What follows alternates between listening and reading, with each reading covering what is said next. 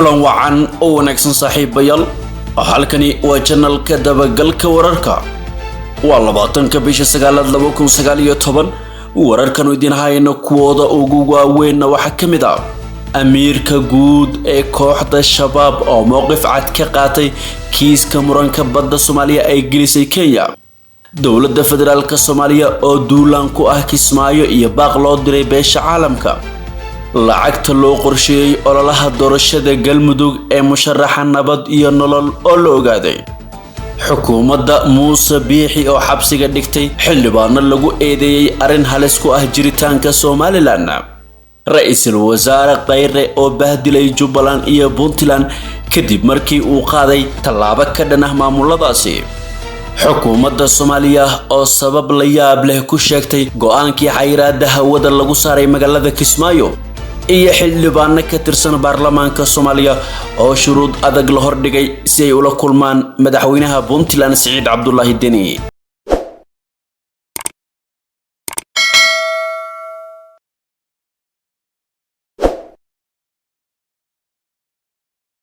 intii hore saaxiibayaal waxay ahaayeen qodobada ugu door karoon wararka channelka dabagalka wararka haddii aad ku cusub tahay channelkan ku soo bir oo subscribe saar kana mid noqo saaxiibada joogto hel 24 saac wararka halkan aan ku baahino qaybta hoose nagu wadaag aragtidaada muuqaalka share gare oo la wadaag saaxiibada kuma adsanid in aad ka mid tahay saaxiibada dhow ee channelka dabagalka wararka haatan waxaan idinku wareejinayaa waryaheena magaalada Muqdisho oo noo soo gudbiya wararkaasi oo faahfaahsan aad baad u mahadsan tahay ismaqal iyo daawasho wanaagsan saaxiibayaal kuna soo dhawaada warka janaalka dabagalka wararka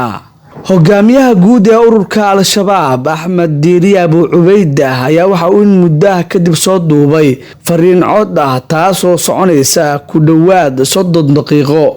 fariintan ayaa waxa baahisay warbaahinta ku hadasha afka al-shabaab Abu Cubaydah oo 74 sano jir ah ayaa waxa uu kaga hadlay codkiisa weerarkii ay bishii July ee sanadkan 2019 ay ka furiyeen Muqdisho iyo Kismaayo ayna ku beegsadeen xafiiska duqa caasimadda iyo hotel Cascasiy ee magaalada Kismaayo wadar ahaan dadkii ku naf waayay labadaas dhacdo ayaa waxa tiradoodu ay gaaraysaa ku dhawaad 30 ay ku jiraan shakhsiyaad caan ah oo ku jiro injineer Yariiso duqii Muqdisho ahaan gudoomiyaha gobolka Banaadir sidoo kale Abu Cubaydah ayaa waxa uu soo hadal qaaday dacwadda badda ee u dhaxaysa dowladaha Soomaaliya iyo Kenya taas oo hortaala maxkamadda cadaaladda adduunka ee ICJ xukuumadda Nairobi ayuu ku eedeeyay inay doonayso qabsashada biyaha Soomaaliya tallaabadaas oo xuseynaysan suurtagelin xukun walba oo rudo ICJ waanu ka soo horjeednaa ayuu hadalkiisa ku diray amiirka kooxda al-shabaab si kastaba ha ahaatee fariinta ka timid Axmed Diiri Abu Cubaydah ayaa waxay ku su'aadaysaa iyadoo dhageysiga kiiskan loo balansan yahay hornaanta bisha November ee sanadkan 2019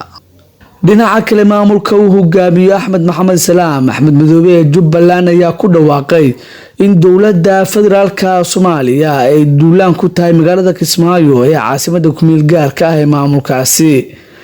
war-saxaafadeed ka koobnaa dhowr qodob oo ka soo baxay maamulka Jubbaland ayaa looga hadlay arrimaha siyaasadda amniga iyo bani'aadanimada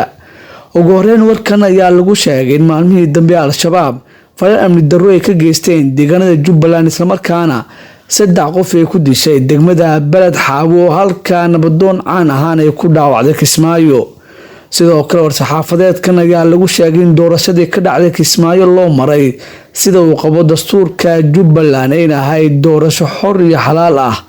sida hadalka loo dhigay ugu dambeyntii Jubbaland ayaa soo saartay 3 qodob oo ay sheegtay inay ogeysiinayso beesha caalamka iyo shacabka Soomaaliyeed kuwaas oo kala ah 1 in dowladda federaalka Soomaaliya ay abaabulayso duulaan iyo xasarad amni darro ku wajahan caasimadda ku meel gaarka ah ee dowlad goboleedka Jubbaland ee Kismaayo aan ku wargelinaynaa beesha caalamka iyo ummadda Soomaaliyeed wixii dagaalkaas ka dhashay khasaare ah in mas'uuliyad way qaadi doonaan madaxda dowladda federaalka ah 2 waxaan hay'adaha gargaarka ugu baaqaynaa inay gargaar degdeg ah la soo gaaraan dadka tawaaleysan ee ku dhaqan deegaanada Jubbaland iyo 3 waxaan beesha caalamka ugu baaqaynaa inay xayiraada iyo cunaqabateynta sharci darrada laga qaado shacabka Jubbaland. geesta kale musharaxa madaxweynaha Galmudug ee xukuumadda nabad iyo nolol Axmed Qoorqoor ayaa waxa uu gaaray magaalada Dhuusamareeb ee caasimadda dowlad goboleedka Galmudug. Qoorqoor ayaa noqonaya musharaxii labaad ee taga magaaladaas kadib musharax Cabdiraxmaan Odowa oo mucaaradka ka socda. dhinaca kale la wareedyo xoogaal ah ayaa sheegay in 1 milyan ay filla Soomaaliya u qorsheysay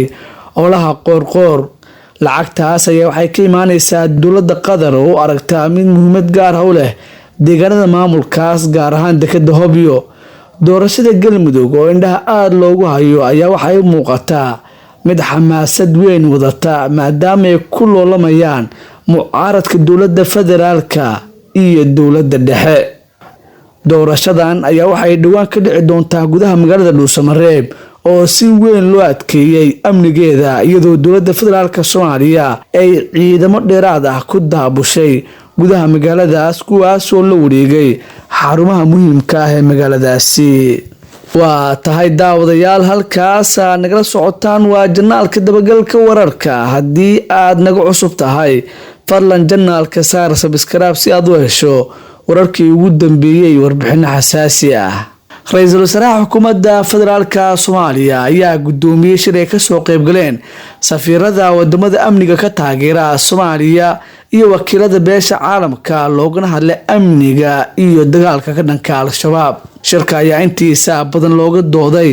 dardargelinta howlgallada ka dhanka Al-Shabaab ee ka socda gobolada dalka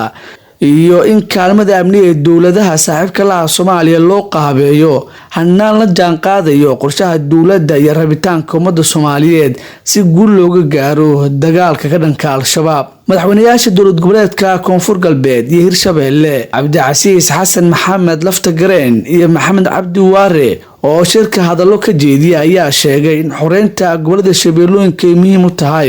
kobcinta dhaqaalaha iyo sidoo kale sugidda amniga caasimadda. ra'iisul wasaare Xasan Cali Kheyre ayaa dhankiisa sheegay in dib habeen xooggan lagu sameeyay ciidanka labadii sano ee la soo dhaafay lana ogyahay tirada iyo tayadooda dalkuna uu leeyahay rajo wanaagsan oo dhanka amniga iyo xoreynta ah. wuxuu ra'iisul wasaaruhu wakiilada beesha caalamka u cadeeyay in shacabka Soomaaliyeed ay aad baahi weyn ugu qabaan taageero amni oo wax ku ool ah. shirkan ayaa waxaa ka maqnaa madaxda maamul goboleedyada Puntland iyo Jubbaland oo haatan xiriir fiican aan lahayn dowladda dhexe.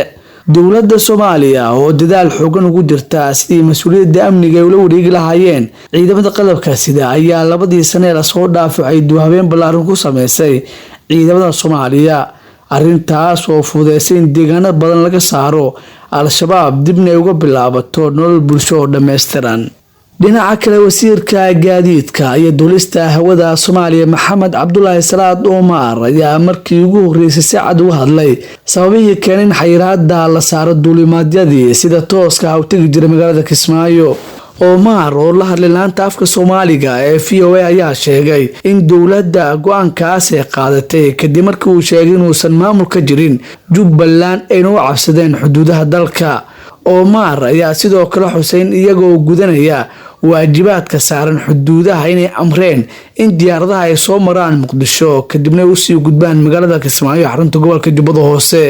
wasiirka ayaa sheegay inaysan jirin xanibaad la saaray Kismaayo balse go'aanka xukuumaddu yahay mid lagu ilaalinayo danta guud ee dalka. mar su'aal laga weydiiyay sababta aysan xayiraad u saarin magaalooyinka kale ee Soomaaliya oo kaliya ay bartilmaameedsadeen Kismaayo ayuu sheegay in meelaha kale ay ka jiraan maamul ay dowladdu aqoonsanta inuu ku shaqeeyo xafiiska immigrationka Soomaaliya. sidoo kale mar wax laga weydiiyay ujeedka laga leeyahay xayiraadan uu yahay mid siyaasadeed oo la doonayo in lagu xiro siyaasiyiinta Jubbaland ayuu sheegay in arrintaas ay tahay been abuur ayna jirin cid ay dowladda doonayso inay xirto marka laga reebo dad uu sheegay inay booliska raadinayaan oo dambiyo galay. duulimaadyada taga Kismaayo ay ka yimaado wadamo kale iyo meelo kamid ah maxaa la yiraahdaa meelo maanan soo marin Muqdisho waxoogaa hakad ayaa la geliyay si aan u gudano waajibka naga saaran xuduudaha iyo controlka wadanka iyo waxa soo galay si aan u controlno ayaan arintaas u sameynay. sababta ugu weyn waxay ahayd markii doorashadii iyo dawlad la aqoonsan yahay oo aanan ka jirin meeshaas Jubbaland intii laga helayo dawladda dhexe iyo international community iyo qolo kasta aqoonsan tahay waxaan rabnaa kaliya in aan ilaalino wadankeena inaan ilaalino xuduudaheeda inaan ilaalino waxa soo galaya iyo waxa ka baxayo mas'uuliyadaasna waxay saaran tahay dawladda dhexe laakiin wasiir doorashada Axmed Madoobe iyo arrinta siyaasadda go'aanka aad ka qaadateen miyaysan kumanaanka dadweyne reer Kismaayo saameynin aad ba u mahadsan tahay dad badan baa waxay yiraahdaan saameyn ay ku leedahay waxa la joojiyay duulimaadyada Kismaayo waxaan rabaa inaan qaro wax duulimaad ah oo Kismaayo tago oo la joojiyay ma jiro duulimaadyadii dhammaan sidoodii ayay u tagaan kaliya waxay soo maraan Muqdisho waa arrin normal ah wadamada oo dhan marka aad tagto badi caasimadahooda ayaa laga degaa kadib ayaa la aadaa gobolada marka qof alla qofkii Kismaayo u socday ee rabay inuu Kismaayo tago sidii hore uu ugu tagi jiray ayuu ugu tagaya hawada Soomaaliya ee Kismaayo maxirra xanibaad lama saarin waxa laga yaabaa in waqtiga uu ka yar dheeraado waa laga yaabaa taasna danta guud ee dalka anagoo ilaalinayno xuduudaha waxyaabaha soo galaya wadanka waxyaabaha ka baxaya inagoo ilaalinayno danta guud ee wadankeena ilaalinayna ayaan arintaasna u sameeynaa laakiin wasiir danta Garowe Nairobi Baydhabo Nairobi laga ilaalinayna Kismaayo laga ilaalinayo maxay Garowe waxaa ka jira dawladda Puntland waa dawlad ugu cumri dheer Soomaaliya maamul goboleedka Puntland gobolada kale inta kale aan sheegnay dhamaan waxay leeyihiin dawladda la aqoonsan yahay control waxyaabaha soo galay waxa inuu joogo immigration waxa jooga wax kasta oo controlka ku saabsan iyo waxa imaanaya dhamaantood way noo joogan accountable dawladdaas ayaa noo ah iyaga ayaa mas'uuliyadaas saaran tahay maadaama hadda aanan haynin dawlad la aqoonsan yahay inaan ka jirin Jubbaland waajibkii Jubbaland saaran jiray ee ahaa inay ilaaliso xuduudaha waxa soo galay waxa ka baxay garoomada annaga ayaa mas'uuliyadaasi qaadanay xamar ayaan ku sameeynaa waxa la wixii xagaa lagu sameyn jiray oo dhan adeegga bulsho dadweynuhu baahan yihiin oo adeegyada asaasiga wasiir in la siyaasadeyn oo arrinta siyaasadda Jubbaland iyo dawladda dhaxwaan ugu lahay meesha ka taagantiin laakiin adeegga dadweynaha inaad yara ka dudaan meesan ku habooneen maadaama adeeg dadweyne taawshan adeegga dadweynuhu wuu furan yahay qof alla qofkii raba in uu taga Kismaayo uu tagi karaa qofka Nairobi ka soo baxo Kismaayo uu tagaya waqtigeeda ayuu ku tagaya wax xanibaad ah oo saaran haba yaraatee malaha shacabka saameynta ay ku leedahay kaliya waa inuu waqti ka dheer uu ku tagaan waa suuragal weyna jirtaa laakiin wax inta ka baxsan oo siyaasadaysan ma jirto wax siyaasad ah hawada Soomaaliya xasuuso hawada Soomaaliya siyaasadeeda iyo maamulkeeda wuxuu hoos yimaadaa dawladda dhexe ee Soomaaliya wararka sheegaya in ujeedku yahay in siyaasiyiinta la qabto tusaale jaran ugu dambeeyay wasiirka amniga hadda gacanta ku haysaan miyaysan walaac keenin oo aysan ahayn culays inagu askar noo joogto oo dadka ka qabanayso airportku ma jiro xamar dadkoo dhan baa soo maro waa magaalo Soomaaliyeed dadku fasax bay u yimaadaan way soo maraan inta Kismaayo u socoto laba dad islah baa degan xamar qof bini aadan ah oo inaga aan raadsanayno oo ahayn dadka dambiyada loo haystay dawladda u haysatay qof aanan ka ahayn oo la raadinayo ma jiro shacabku way soo maraan wax dhibaato ah kala ma kulmaan halkan ay yimaadaan xamar waa magaaladoodii hore ay u imaan jireen waxyaabaha propagandada ah ee suuqa la gelinayo ee dad baa la raadinayo waxaas waxba kama jiro qof la xiray ma jiro aan ninka hadda soo sheegnay ah oo aan isagana dambi loo haystay qof wasiir ninka Muqdisho yimid dawladda la macaamilay lama qabanaynin wuu joogay markii doorashadu dhacday kadib in asaga la qabto maxaa keenay case-ka ninkaasi wuxuu hay'adaha uu khuseeyay ayaa runtii gacanta ku haya aniga case-ka khuseeyay waa case-ka civil aviation-ka waxaan xaqiijinaynaa dadka Kismaayo u socda ama ka yimaado wax caqabad ah oo halkan u yaala malaha wax listi oo ku yaala oo qofkii socdo waa la qabanaya siyaasiyiin baa la xirxiraa inay propaganda tahay in aanan jirin dadka haba yaraatee wax loo geysto ama la daahiyo ama baaritaan ka duwan baaritaanka aniga la ibaaro wax ka duwan inaynan marin ayaan xaqiijinayaa. dadkan ka dhageysanaya VOA-da ma kafaalo qaadaysaa siyaasiyiinta ka soo horjeeday Axmed Madoobe ugu horeeyo in haddii Muqdisho ka soo dagay inaysan ujeedku haynin inuusan qof alla qofkii aanan wadanka dambi ka gelin oo hay'adaha amniga aynan raadsanaynin waxaan kafaalo qaadaynaa in wadankiisa uu joogo in dhulkiisa uu joogo in xamar ay caadi tahay shacab la raadsanayna aanan jirin siyaasiyiin fikir lagu kala duwan yahay oo fikirka lagu waa tahay daawadayaal weli waxaad la socotaan warka janaalka dabagalka wararka markaana Garowe guddiga ku-meel gaarka ah ee soo diyaarinta sharciga doorashooyinka qaranka ee golaha shacabka oo la shaqo u jooga magaalada Garowe ee caasimadda maamulka Puntland ayaa la kulmay gudoomiyaha golaha wakiilada maamulkaasi mudane Cabdixakiin Maxamed Axmed Dhoobadaareed iyo guddiga joogtada ah ee golaha wakiilada.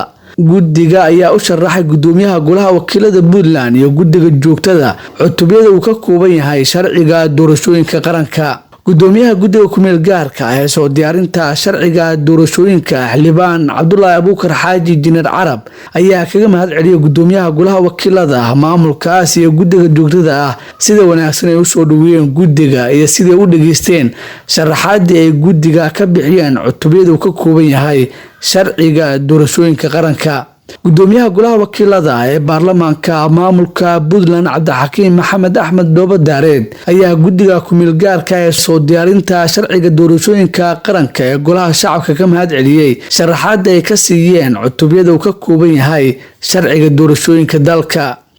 guddiga iyo gudoomiyaha golaha wakiilada ayaa ku ballamay in ay mar kale dib u kulmaan si ay guddiga ugu soo bandhigaan aragtida ku aadan sharciga doorashooyinka qaranka. dhinaca kale warar lagu kalsoonaan karo oo laga helay kulanka ayaa sheegaya in Dhoobadaareed uu cashar u dhigay guddiga islamarkaana uu la yimid shuruudo culus oo ay ka mid tahay inay dib uga laabtaan qoraal ay hore u soo saareen. wararka ayaa sheegaya in Dhoobadaareed uu sheegay xubnaha guddiga inaysan la kulmi doonin madaxweyne Dani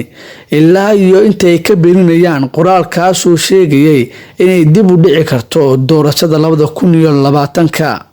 arrintan ayaa waxaa si weyn uga hor yimid madaxweynaha Puntland Saciid Cabdullaahi Dani oo sheegay in aan la aqbali doonin muddo kororsi ay sameystaan madaxda dowladda federaalka ee Soomaaliya. ugu dambeyntiina wararka naga soo gaaray magaalada Boorama ee gobolka Awdal ayaa sheegay in xabsiga loo taxaabay 3 xildhibaan oo ka tirsan golaha deegaanka degmada Boorama. ciidamada booliska ee magaalada Boorama ayaa xabsiga dhigay 3 xildhibaan xilli ay ku sugnaayeen hotelka Raysa oo kamid ah hoteelada ugu waaweyn ee magaalada Boorama. sida aan wararka ku helino xildhibaanadan ayaa waxaa si qasab ah laga xiray hoteelkii ay ku sugnaayeen iyadoo waaran qabasho loo sidan isla markaana ah xildhibaanad xasanad buuxda uu siiyay dastuurku. xildhibaanada xabsiga dhexe magaalada Boorama loo taxaabay ayaa waxay kala yihiin gudoomiye ku-xigeenkii hore ee degmadaas xildhibaan Maxamed Maxamuud Faarax Dheereyste, xildhibaan Mustafa Xasan Labaqaydle iyo xildhibaan Mustafa Indhoosheed. xildhibaanadan ayaa waxaa loo xiray arrimo la xiriira jabhad dhawaan ka dilaacday deegaanada Dilla iyadoona halkaasi ka wada dad urursi sabarkan lagu tababarayo deegaanadaasi oo ah bariga gobolka Awdal sida ay xaqiijiyeen qaar ka mid ah hilada xildhibaanada la xiray. guud ahaan daawadayaal warkii aad kala socoteen janaalka dabagalka wararka xilligan waa naga inta